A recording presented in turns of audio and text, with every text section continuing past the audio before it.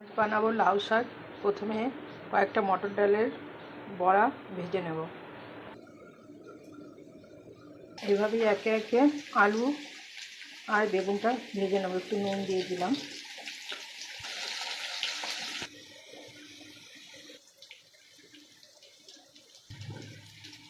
এই তেলে পাঁচফোড়ন দিয়ে দেবো।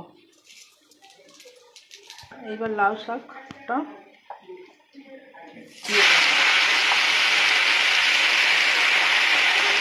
এবার একে একে কয়েকটা কাঁচা লঙ্কা, স্বাদ মতো নুন,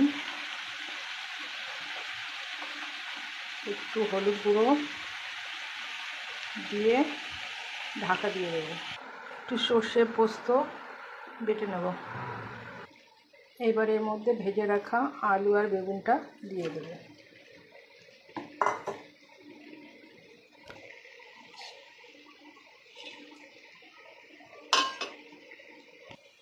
এবার সর্ষে পোস্ত পেস্টটা দিয়ে দেবো।